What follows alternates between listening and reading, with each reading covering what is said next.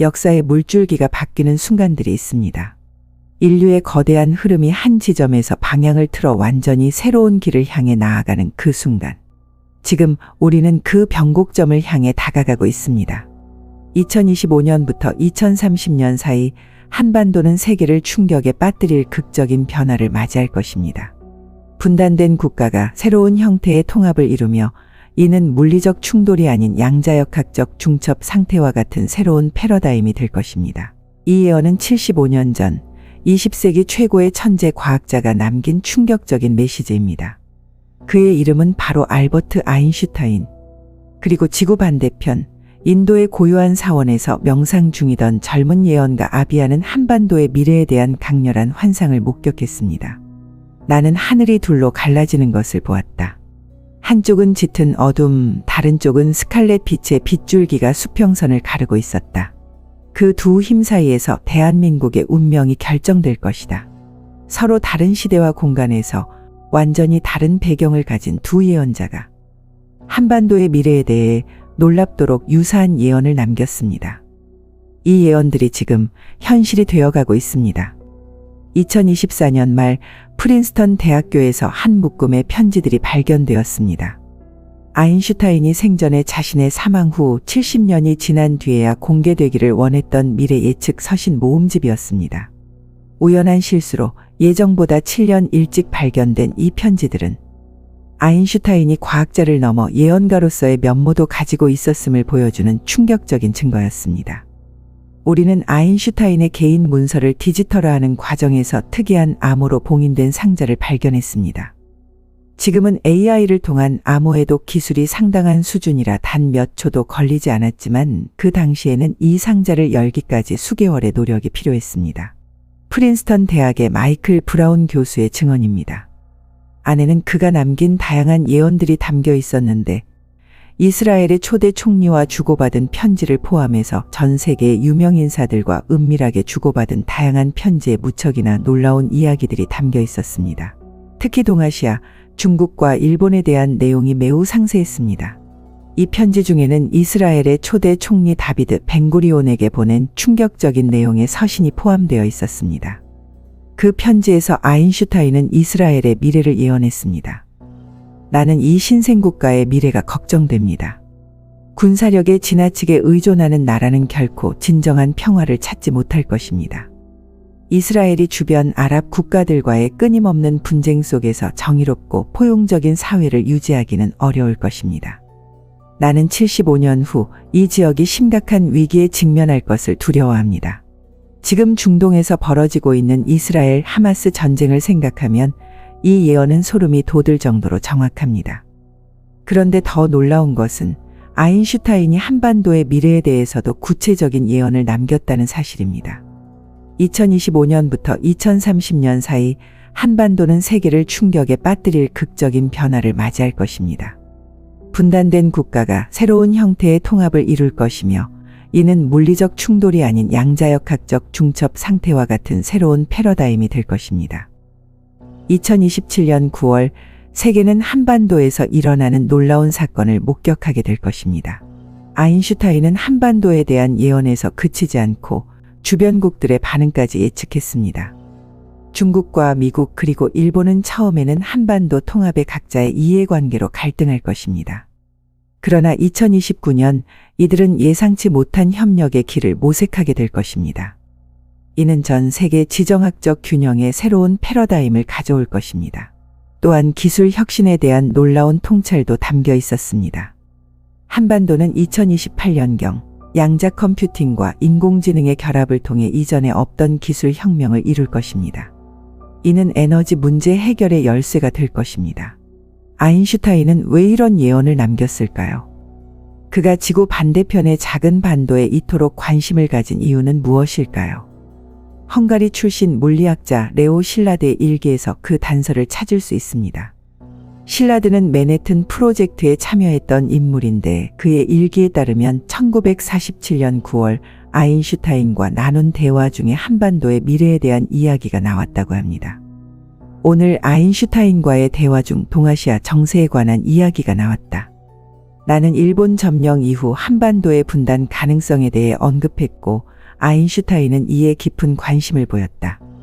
그는 한국인들의 오랜 역사와 문화적 정체성을 알고 있었고 강대국의 이해관계로 인해 분단될 이 국가의 미래를 걱정했다. 그는 특히 이런 분단이 얼마나 오래 갈지에 대해 오랫동안 생각에 잠겼다. 흥미롭게도 프린스턴 대학의 방문록에는 1947년 8월 동양에서 온 학자라는 기록만 남겨진 채 이름이 명시되지 않은 인물이 아인슈타인을 방문했다는 기록이 있습니다. 일부 연구자들은 이 인물이 한국인 물리학자였을 가능성을 제기하고 있지만 당시 미국에서 활동하던 한국인 과학자는 극히 드물었기 때문에 이 인물의 정체는 여전히 미스터리로 남아 있습니다. 이 미스터리한 방문객이 아인슈타인에게 한반도의 미래에 대한 어떤 영감을 주었을까요? 아인슈타인이 한국에 관심을 갖게 된 또 다른 이유는 그의 양자물리학 연구와 관련이 있을 수 있습니다. 아인슈타인 연구의 권위자인 헬렌 뒤카스 교수의 분석에 따르면 아인슈타인은 물리적 현상과 사회적 현상 사이의 유사성을 발견하는 경향이 있었습니다. 원자 내부의 힘과 국가 간의 역학관계를 유사하게 바라보는 시각은 그의 노트에서 자주 발견됩니다. 한반도의 분단은 아인슈타인에게 입자의 이중성과 같은 물리적 현상을 연상시켰을 수 있습니다. 한 민족이지만 두 개의 다른 상태로 존재하는 한반도는 그의 과학적 호기심을 자극했을 것입니다. 라고 뒤카스 교수는 이야기했습니다. 아인슈타인이 사용한 양자역학적 중첩 상태라는 표현은 무엇을 의미할까요? 역설적이게도 아인슈타인은 생전에 양자역학의 불확정성 원리와 중첩 상태 개념에 강하게 의문을 제기했던 인물입니다. 그가 가장 유명하게 반박한 것이 바로 슈레딩거의 고양이 사고 실험이었습니다. 살아있는 동시에 죽어있는 고양이라는 개념은 그에게 받아들이기 어려운 것이었습니다. 신은 주사위 노름을 하지 않는다. 라는 유명한 말을 남긴 그가 한반도의 통일을 설명하며 양자역학적 비유를 사용했다는 점은 매우 의미심장합니다. 미국의 국제정치학 전문가 제임스 윌슨은 이렇게 해석합니다. 아인슈타인이 말한 한반도의 양자역학적 중첩 상태는 남북한이 물리적으로 하나가 되는 전통적 통일이 아닌 두 체제가 공존하면서도 하나의 경제, 문화적 실체로 기능하는 새로운 형태의 통합을 의미할 수 있습니다. 이는 현재 전문가들이 예측하는 점진적 통합 모델과 일치합니다. 이는 마치 슈레딩거의 고양이가 상자 안에서 동시에 살아있으면서 죽어있는 상태로 존재하는 것과 같은 개념입니다. 남과 북이 물리적으로는 분리되어 있으나 더 높은 차원에서는 하나의 통합된 존재로 기능하는 놀라운 패러다임의 변화를 예견한 것입니다. 또한 아인슈타인은 2차 세계대전 이후 세계 평화에 깊은 관심을 가졌습니다. 핵무기의 위협과 냉전의 시작을 목격한 그는 분단 국가들의 비극적 운명에 특별한 관심을 기울였습니다. 유태인으로서 국가 없이 떠돌았던 자신의 경험이 민족적 정체성과 국가의 문제에 민감하게 만들었다는 분석도 있습니다. 시간을 건너뛰어 현재 인도의 고대 사원들 사이에서 젊은 예언가 아비아는 한반도의 미래에 관한 강렬한 환상을 체험했습니다. 인도의 고요한 한 구석, 대도시의 소란에서 멀리 떨어진 곳에서 아비아는 고대 사원들과 잊혀진 도서관 사이를 거닐고 있습니다. 아주 어린 시절부터 그는 배다 점성술에 대한 깊은 연구뿐만 아니라 생생한 꿈과 이성으로는 설명할 수 없는 영적인 체험을 통해 놀라운 예언을 해내며 세상을 놀라게 했습니다. 하지만 지금 그에게는 전과는 다른 무언가가 다가왔습니다. 더 깊고 더 불길한 것, 그것은 2025년 대한민국과 관련된 것이었습니다. 아비아는 명예나 인정을 추구하지 않는 조용한 영적 탐구자입니다. 그는 고요한 마음으로 끊임없이 변화하는 미래의 조각들을 보여주는 보이지 않는 힘에 이끌려 걸어갑니다. 그의 메시지는 이론이나 의견이 아닌 깊은 명상 중의 번개처럼 그의 마음속에 떠오른 이미지들의 기록입니다. 많은 이들과는 달리 그는 자신이 본 것을 강요하지 않습니다. 단지 전달할 뿐입니다. 그의 환상 속에서 대한민국의 정치적 풍경 위에 두 인물이 투영되었습니다. 두 개의 뚜렷한 존재, 하나는 축축하고 어두운 감방에 웅크리고 있었고 빛이 거의 들지 않았습니다. 다른 하나는 강한 빗줄기 아래 수천 명의 사람들 앞에 선 무대 위에 서 있었습니다. 군중은 박수치고 울고 열광했습니다. 의심할 여지 없이 한 명은 상황에 짓눌려 버렸고 다른 한 명은 권력과 부활의 상징으로 떠올랐습니다. 그 인물들의 정체는 직접적으로 드러나지 않았습니다. 아비아는 그들이 누구인지 알고 있었지만 이름은 언급하지 않았습니다. 그는 단지 그들이 한국의 두 위대한 지도자라고 말했습니다. 한 명은 법적 수단이든 사회로부터 단절시키는 보이지 않는 힘이 든 고립으로 내던져질 것입니다. 다른 한 명은 민중의 에너지에 의해 떠받들어 국가의 결정 중심으로 이끌려갈 것입니다. 그는 단호한 손으로 한국의 운명을 만지게 될 것입니다. 아비아의 환상은 단순한 권력 이동이 아니라 한반도 전체의 운명과 관련된 깊은 영적 전환을 보여줍니다. 말은 간결했지만 그 이미지들은 처절했습니다. 아비아는 패배한 인물이 머무는 공간의 차가움을 묘사했습니다. 후회의 무게, 상실의 공허함이 느껴졌습니다. 반면 승리한 인물은 강렬한 오라로 둘러싸여 있었고 붉은 빛이 공간을 채우고 있었습니다. 그것은 단순한 빛이 아니었습니다. 그것은 에너지였습니다. 하지만 그에게 보여진 것은 그 장면만이 아니었습니다. 아비아는 더욱 불안한 것을 보았습니다. 대한민국을 감싸고 있는 외부의 커지고 억압적인 힘, 보이지 않는 안개처럼 먼 땅에서부터 와서 나라의 구조를 조용히 침투해 갔습니다. 처음엔 속삭임처럼, 그 후엔 부정할 수 없는 존재로. 그 영향력에는 얼굴이 없었지만 그 힘은 압도적이었습니다. 2024년 그것은 절정에 달하며 국가의 정신을 질식시키고 결정을 조종하며 희망을 마비시켰습니다. 모든 것이 끝난 듯했던 밤이 있었습니다. 거리는 텅 비었고 얼굴에는 생기가 없었습니다. 두려움이 있었습니다. 침묵이 있었습니다. 마치 이 나라는 무력이나 무기가 아닌 보이지 않는 절대적인 통제에 의해 장악되려는 순간처럼 보였습니다. 바로 그때 새로운 이미지가 떠올랐습니다. 한 지도자, 단단한 존재감, 평범한 인간이지만 비범한 빛을 지닌 인물. 그는 소리치지도 강요하지도 자신을 내세우지도 않았습니다. 그는 단지 나타났습니다. 그리고 그의 존재만으로도 흐름이 바뀌기 시작했습니다. 외부의 영향력은 약해지기 시작했고 안개는 물러갔습니다. 국가는 천천히 깨어나기 시작했습니다. 아비아는 이 전환을 갑작스럽고도 강력한 현상으로 묘사했습니다. 마치 거대한 댐이 무너져 오랫동안 막혀있던 빛의 흐름이 한순간에 터져나온 듯했습니다. 그 해방의 중심에는 조용하면서도 카리스마 넘치는 지도자가 있었습니다. 그는 육체적인 힘이 아닌 훨씬 더 거대한 무언가에서 비롯된 단단함으로 불가능해 보이는 상황에 맞섰습니다. 마치 한반도의 태양이 스스로 그를 선택한 것 같았습니다. 그 순간부터 나라의 흐름은 바뀌기 시작했습니다. 경제는 다시 일어섰고 민족의 정신은 강화되었습니다. 분열은 서서히 통합으로 바뀌기 시작했습니다. 그리고 그 인물의 이름은 영웅으로가 아닌 전환점으로 퍼지기 시작했습니다. 그는 단지 제 시간에 제 자리에 있었고 운명의 부름을 들을 줄 아는 사람이었습니다. 그 밤의 환상은 멈추지 않았습니다. 젊은 아비아는 마치 황홀경에 빠진 듯 몇 시간 동안 움직이지 않은 채로 앉아 있었습니다. 아직 경험하지 않은 시간의 조각 하나하나를 흡수하듯 말입니다. 그에게 드러난 것은 단순히 지도자들의 운명이 아니었습니다. 그것은 축에서 벗어나려는 한 나라 전체의 초상화였습니다. 깊은 곳에서 보이지 않는 조류가 조용히 힘을 키우고 있었습니다.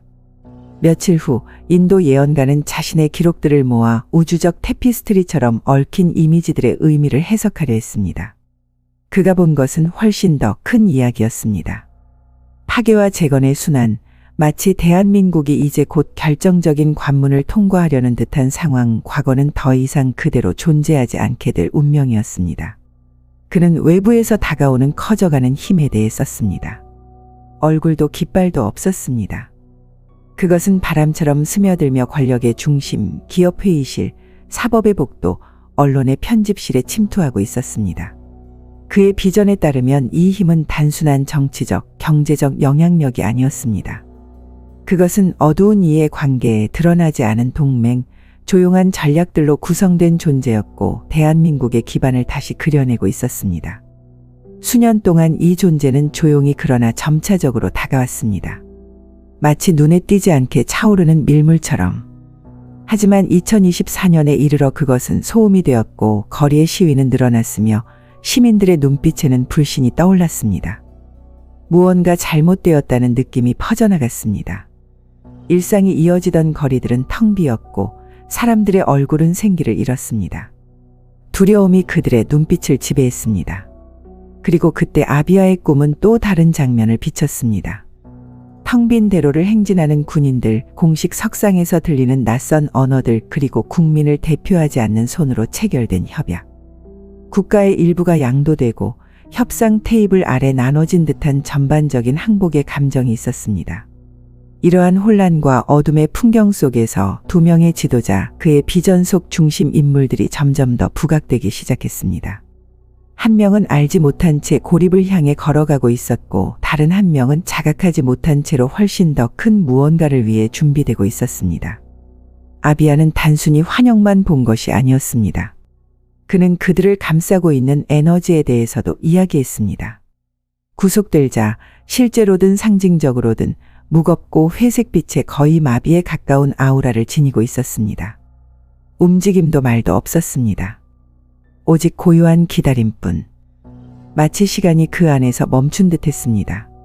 그 주변에는 누구도 다가가지 않았습니다. 그는 완전히 철저히 혼자였습니다. 반면 빛으로 다가가는 이는 화려함이나 과시는 없었습니다. 그는 이미 상처받고 비난받고 신뢰를 잃은 인물이었습니다. 하지만 그의 등 뒤에는 불꽃이 있었습니다. 걸을 때마다 점점 확장되는 붉은 빛. 그가 권력을 좇은 것이 아니었습니다. 순간이 그를 불러낸 것이었습니다. 상황과 사실, 그리고 민중의 의지가 그를 중심으로 밀어넣고 있었습니다. 무대는 이전의 환상에서처럼 단순한 권력의 플랫폼이 아니었습니다.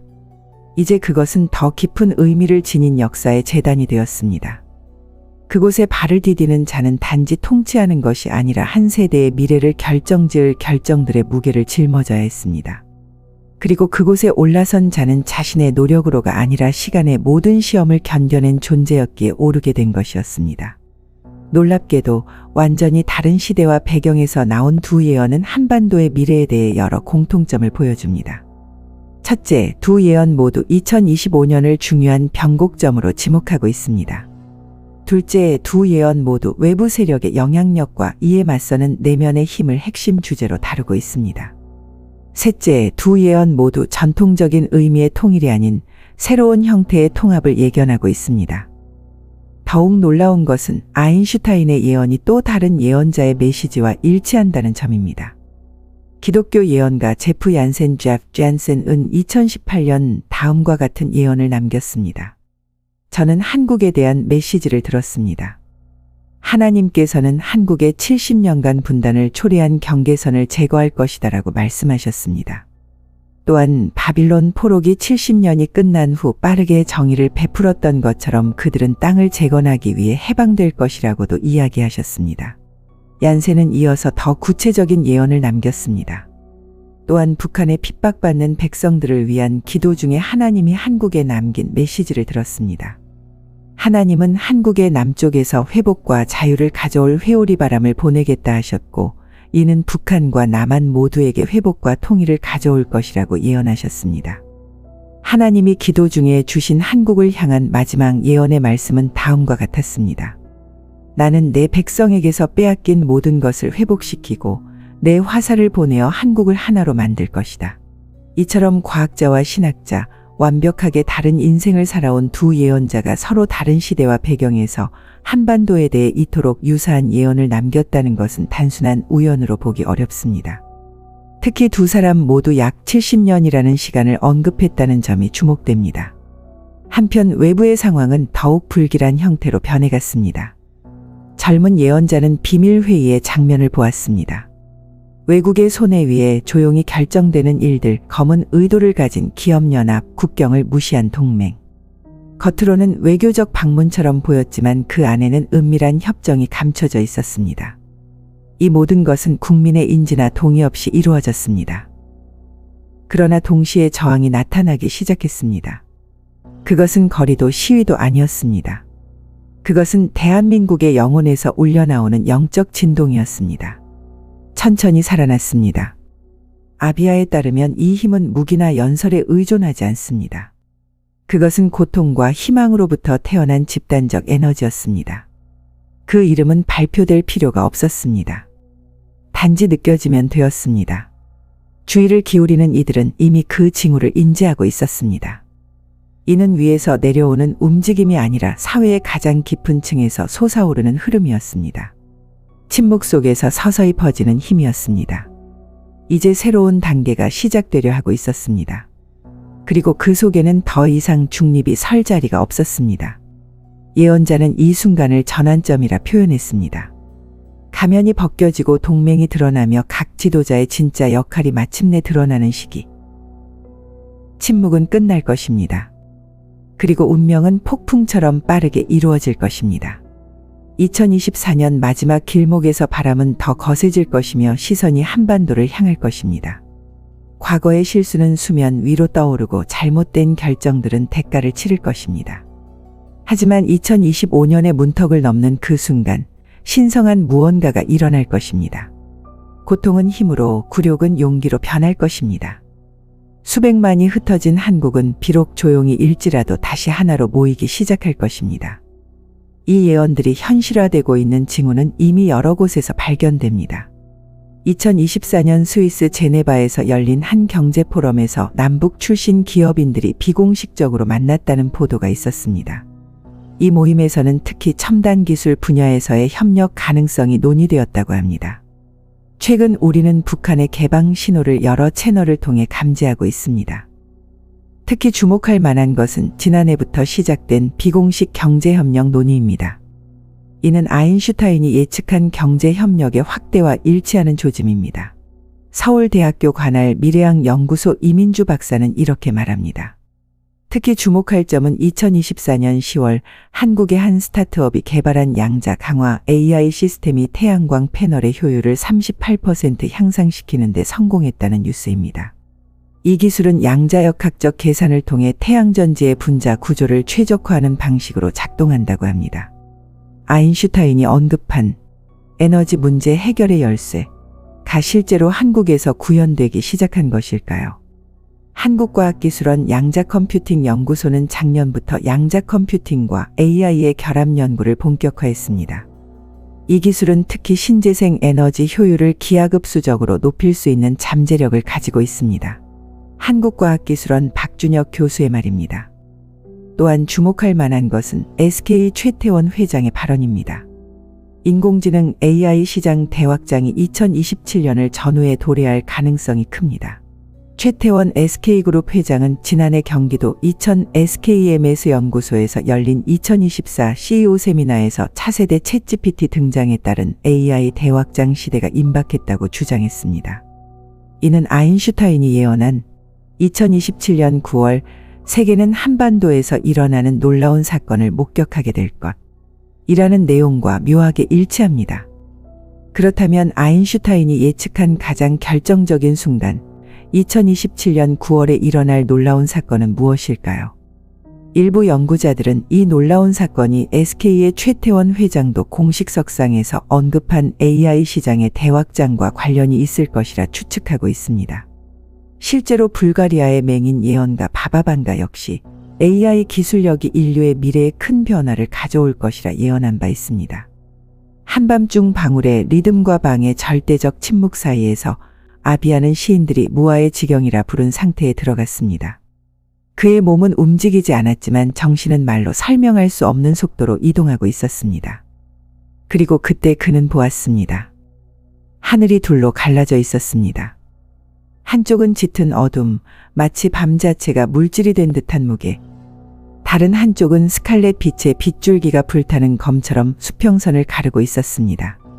그 두 힘 사이에 두 남자의 형상이 떠 있었습니다. 이제는 더 뚜렷하고 더 현실적이며 인간의 눈으로도 이해할 수 있을 만큼 가까워진 존재들이었습니다. 어둠 속에 잠겨있던 그 인물이 이제는 또렷하게 보였습니다. 그는 감방 바닥에 앉아 있었고 두 무릎 사이에 손을 모은 채였습니다. 그의 시선은 허공을 향해 멍하니 떠 있었고 피부는 마치 시간이 그 몸에서 도망친 듯 창백했습니다. 그러나 가장 인상적인 것은 장소가 아니었습니다. 그것은 무게였습니다. 마치 그 공간의 시간은 멈추었고 그에게는 매 초가 영겁과 같았습니다. 바깥에는 경비도 목소리도 없었습니다. 이미 세상의 등을 돌린 완전한 고립이었습니다. 그리고 환영은 확장되었습니다. 다른 인물은 거대한 광장을 걷고 있었습니다. 그것은 무대가 아닌 마치 원형에 열린 제단 같았습니다. 그의 주위에는 수많은 사람들이 조용히 모여들고 있었습니다. 그들은 외치지도 박수를 치지도 않았습니다. 오직 바라보았습니다. 아주 오랜 시간 동안 잃어버린 어떤 해답을 그 사람에게서 찾으려는 듯한 시선이었습니다. 그 인물은 이제 붉은색과 황금색의 에너지에 감싸인 채 느리지만 단단한 걸음으로 나아가고 있었습니다. 그의 한 걸음 한 걸음이 새로운 운명을 확정짓는 것처럼 느껴졌습니다. 공기는 짙었고 거의 숨이 막힐 정도로 긴장감이 감돌았습니다. 대기 속에는 전기가 흐르는 듯했습니다. 그 인물이 광장의 중심에 멈춰섰을 때 구름 위에서 빗줄기가 터져나왔습니다. 마치 하늘이 어떤 성스러운 존재를 위해 갈라진 듯했습니다. 아비아는 그 순간을 영적 충돌이라 표현했습니다. 보이지 않는 힘들이 그 인물의 주변에서 조용한 전투를 벌이고 있었지만 어느 것도 그를 건드릴 수는 없었습니다. 왜냐하면 그는 신들이 아니라 시간에 의해 선택된 자였기 때문입니다. 그 순간 대한민국은 둘로 나뉘어 있었습니다. 한쪽에서는 모든 게 정치라고 외쳤습니다. 정교하게 짜인 정치일 뿐이라고. 그러나 다른 한쪽에서는 수많은 심장들이 같은 리듬으로 뛰기 시작했습니다. 말로는 설명할 수 없는 어떤 것이 일어나고 있었습니다. 그것은 역사라는 거대한 심장이 오랜 시간 침묵하다가 민중과 같은 속도로 다시 뛰기 시작한 순간이었습니다. 동시에 아비아의 비전은 더욱 강렬하고 상징적으로 변했습니다. 검은 용 한 마리가 국경을 따라 기어다니고 있었습니다. 그것은 연기로 이루어진 몸을 가졌고 입에서는 낯선 언어로 된 말들이 쏟아졌습니다. 그 용은 한국을 감싸려는 외세의 상징이었습니다. 하지만 그때 땅의 중심에서 무언가가 솟아올랐습니다. 황금빛 나무였습니다. 그것은 땅을 뚫고 자라나 도시 전체에 뿌리를 내렸고 가지는 하늘을 찔렀습니다. 그 나무 안에서 단 하나의 불꽃이 피어올랐습니다. 상승하는 지도자를 감싸던 그 불꽃과 똑같은 것이었습니다. 그 상징은 분명했습니다. 외부의 힘들이 강제와 두려움으로 나라를 통제하려 할 때 조용하고도 고대적인 내면의 힘이 깨어나고 있었습니다. 그것은 책이나 직책이나 동맹으로부터 오는 것이 아니었습니다. 그것은 침략, 전쟁, 분단을 견뎌온 한 민족의 영적 기억에서 솟아나는 힘이었습니다. 그리고 그 민족은 이제 마침내 아니요 라고 말할 준비를 하고 있었습니다. 환상 속에서 감방은 더욱 어두워졌습니다. 앉아있던 그 인물은 점점 사라지기 시작했습니다. 마치 역사에서 지워지고 있는 듯. 복수 때문이 아니었습니다. 그저 그의 시간이 끝난 것이었습니다. 이번 사이클에서의 역할이 다했기 때문이었습니다. 반면 반대편에서는 빛이 더욱 강해지고 있었습니다. 이제 수천 명의 사람들로 둘러싸인 지도자는 목소리를 높이지 않았습니다. 그저 팔을 들었습니다. 지배하기 위해서가 아니었습니다. 권위는 두려움에서 나오지 않았습니다. 그것은 능력에서, 바라보는 시선에서, 존재 그 자체에서 나왔습니다. 아비아는 그 순간 진정한 리더십의 의미를 깨달았다고 썼습니다. 지도자를 정의하는 것은 권력이 아닙니다. 그가 얼마나 깊은 침묵을 경청으로 바꿀 수 있는가, 얼마나 큰 두려움을 용기로 바꿀 수 있는가, 스스로 희생할 수 있는가가 그것이었습니다. 2025년의 대한민국은 단순한 정치적 선택 앞에 서는 것이 아니었습니다. 그것은 하나의 영적 결정, 하나의 통과 의례, 하나의 집단적 부름이었습니다. 그리고 이 통과의 길에는 중립이 설 자리가 없었습니다. 누군가는 무너지고 누군가는 상승할 것입니다. 전 세계는 그 장면을 침묵 속에서 지켜볼 것입니다. 환상은 계속되었습니다. 불꽃이 번져갔습니다. 서울에서 남쪽 들판까지, 고대 사원에서 현대의 고층 건물까지 그 불꽃은 사람들의 마음을 두드렸습니다. 연설도 선전도 없었습니다. 오직 하나의 감각, 하나의 확신. 그것은 노인의 눈빛 속에서, 젊은이의 발걸음 속에서 점점 커져갔습니다. 그것은 전환의 시간이었습니다. 가면들이 벗겨지고 비록 고통스러울지라도 진실이 폭풍 후의 태양처럼 빛나기 시작하는 순간이었습니다. 시간은 멈춘 듯 흘렀습니다. 아비아의 눈에 비친 한국은 혼란한 바다에 둘러싸인 하나의 빛나는 섬이었습니다. 그 해안에 닿는 물방울 하나하나는 외부로부터 오는 속삭임이었습니다. 복종을 요구하는 부름, 정체성을 지우려는 시도. 그러나 그 섬의 중심에서는 무언가가 강하게 뛰기 시작했습니다. 그것은 하늘도 땅도 아닌 결코 굴복하지 않았던 이들의 집단적 영혼에서 피어오르는 빛이었습니다. 젊은 예언자는 그때 한국 상공에 거대한 저울이 떠 있는 것을 보았습니다. 한쪽에는 두려움, 부패, 분열, 어둠 속에서 맺어진 동맹이 무겁게 내려앉아 있었습니다. 다른 한쪽에는 황금빛 불꽃이 있었습니다. 그것은 한 번의 용기 있는 행동, 한마디의 진실, 대가를 치르더라도 증오를 거부한 순간마다 점점 더 커지고 있었습니다. 그리고 이 불꽃은 이전 환상 속에서 조용히 등장했던 바로 그 지도자에 의해 조심스레 지켜지고 있었습니다. 그는 아무것도 약속하지 않았지만 이미 민중의 깊은 영혼이 투영된 거울이 되어 있었습니다. 이미지는 갑작스럽게 전환되었습니다. 아비아는 거리 위에 군중들을 보았습니다. 그러나 그것은 시위가 아니었습니다. 그것은 부름이었습니다. 사람들이 전국 각지에서 모여들고 있었습니다. 왜 오는지 정확히 아는 이는 없었습니다. 그들은 깃발도 들지 않았고 어떤 요구도 외치지 않았습니다. 그들은 단지 거기 있었습니다. 침묵 속에서 경건한 마음으로. 공기 자체가 진동했습니다. 마치 곧 어떤 성스러운 것이 드러날 듯한 순간이었습니다. 그리고 그는 보았습니다. 오래된 광장의 중심에서 그 지도자가 서 있었습니다. 하지만 이제 그는 단순한 정치적 인물이 아니었습니다. 그의 존재는 변모해 있었습니다. 마치 수세기에 걸친 이야기, 고통, 희생, 패배와 승리를 직조한 망토를 입은 듯했습니다. 사람들의 시선은 이제 더 이상 한 사람의 인간을 바라보지 않았습니다. 그들은 상징을, 응답을, 단지 살아남은 자가 아니라 견뎌낸 자를 바라보고 있었습니다. 그 순간 외부의 세력은 마지막 시도를 감행했습니다. 마지막 숨결. 아비아는 어둠 속에서 후드를 쓴 형체들이 어딘가에서 비밀리에 맺는 협정을 보았습니다. 그들은 일어서려는 존재를 무너뜨리려 했습니다. 거짓을 퍼뜨렸습니다. 차가운 바람처럼 다가와 두려움을 불어넣었습니다. 하지만 이미 늦었습니다. 불꽃은 이미 온 나라를 가로질렀습니다. 이제 그것은 한 사람 안에만 있지 않았습니다. 그것은 조용히 기도하는 할머니의 손에, 노래를 쓰는 젊은이의 마음에, 부당함 속에서도 포기하지 않는 노동자의 발걸음에 있었습니다. 불꽃은 민족이었고 민중은 깨어났으며 다시는 꺼질 수 없게 되었습니다. 아비아는 이 불꽃이 아인슈타인이 예언한 양자역학적 중첩 상태와 놀랍도록 유사한 개념을 보여준다고 생각했습니다. 개인이 아닌 집단의 의식이 변화하고 외부의 압력에 굴복하지 않는 내면의 힘이 깨어나는 순간을 예견하고 있는 것입니다. 그리고 그때 아비아는 그가 순환의 붕괴라 부른 장면을 보았습니다. 강렬하고 거의 감당할 수 없을 만큼 무거운 비전. 수세기 동안 반복되어 온 사이클, 권력, 억압, 저항, 배신이 그 순간 중단되었습니다. 폭력이 아닌 의식으로, 지혜로, 그리고 하나의 조용한 몸짓으로. 광장의 중심에서 지도자는 무릎을 꿇었습니다. 굴복이 아닌 감사의 표시로. 그것은 예언 전체에서 가장 감동적인 순간이었습니다. 진정한 권력은 국민 위에 군림할 때가 아니라 국민 앞에 무릎을 꿇을 때 드러난다. 리더십은 억지로 강요하는 것이 아니라 함께하는 것이다. 존재로, 진실로 증명하는 것이다.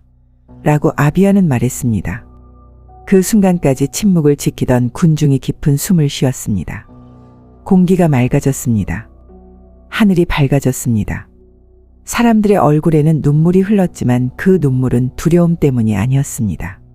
안도의 눈물, 잃어버렸던 어떤 것과 다시 연결되었음을 깨달은 눈물이었습니다. 다음 환상은 더 내밀한 장면이었습니다. 아비아는 그 지도자가 반 하나의 촛불로 밝혀진 소박한 방 안에 혼자 있는 모습을 보았습니다. 그의 앞에는 나무 상자가 있었습니다. 그 안에는 돈도 훈장도 서류도 없었습니다. 오직 손으로 쓴 편지들, 평범한 시민들이 쓴 고통과 절망, 희망의 편지들. 그는 그것들을 하나하나 읽어내려갔습니다. 그리고 단어마다 눈물이 떨어졌습니다. 그것은 슬픔의 눈물이 아니었습니다. 그것은 책임의 눈물이었습니다. 그것이 그가 짊어진 무게였습니다.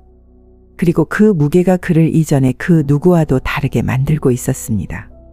아비아의 환상은 이제 더 분명하게 미래를 향해 펼쳐졌습니다. 밖에서는 바람이 바뀌고 있었습니다. 국경은 더 이상 흔들리지 않았습니다. 어둠 속에서 이루어진 계약들은 무너지기 시작했습니다. 어딘가에서 조종하던 이들은 이제 드러났습니다. 이전 환영에 나타났던 검은 용은 사라졌고 그 자리에 넓은 풀밭 들판이 펼쳐졌습니다. 아이들이 그 들판을 뛰놀며 천 조각이 아닌 뿌리가 된 깃발들 사이를 달렸습니다. 아비아는 그 순간 깨달았다고 썼습니다. 부활이란 단순히 폭풍을 견뎌내는 것이 아니다. 그것은 폭풍으로부터 배우는 것이다. 새로운 형태로, 새로운 눈으로, 새로운 언어로 일어서는 것. 과거를 잊지 않되 그것을 변형시키는 것. 2025년의 대한민국은 단순한 위기를 넘기는 것이 아닙니다. 하나의 영적 관문을 통과하고 있었습니다. 그리고 그 시기를 살아가는 사람들은 단순한 관찰자가 아니었습니다. 그들은 씨앗이었습니다. 목소리였습니다.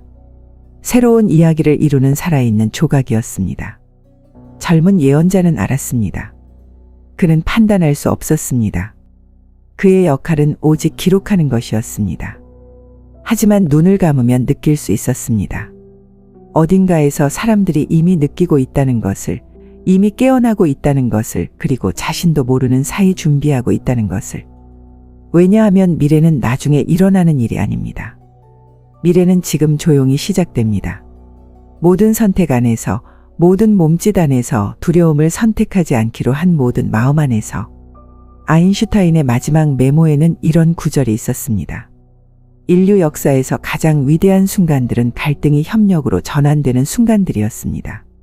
동아시아에서 일어날 일은 인류에게 새로운 희망을 가져다 줄 것입니다. 그들은 분단의 아픔을 통해 더 높은 지혜를 얻었기 때문입니다. 서울대학교 역사학 교수 김태원은 이렇게 분석합니다. 아인슈타인과 아비아의 예언이 공통적으로 강조하는 것은 한반도의 통일이 단순한 영토적 통합이 아니라 인류 문명의 새로운 희망을 가져올 패러다임의 변화라는 점입니다. 이는 분단 국가였던 한국이 세계 평화의 상징이 될 수 있음을 시사합니다. 인류 역사상 가장 위대한 과학자의 예언과 영적 예언가의 메시지가 교차하는 지점에서 우리는 한반도의 미래에 대한 놀라운 통찰을 얻게 됩니다. 이 예언들이 정확히 실현될지는 앞으로의 시간만이 알려줄 것입니다. 중요한 것은 이 예언들이 우리에게 보여주는 것은 고정된 운명이 아니라 우리가 선택할 수 있는 가능성의 미래라는 점입니다. 외부의 압력과 두려움이 아닌 내면의 힘과 집단 지성을 통해 새로운 길을 열어가는 방식입니다. 2025년부터 시작될 한반도의 극적인 변화. 아인슈타인과 아비아가 예견한 이 놀라운 미래는 과연 현실이 될까요? 여러분은 어떻게 생각하십니까? 댓글로 여러분의 생각을 들려주세요. 영상을 시청해 주셔서 감사합니다. 여러분과 함께 하겠습니다. 감사합니다.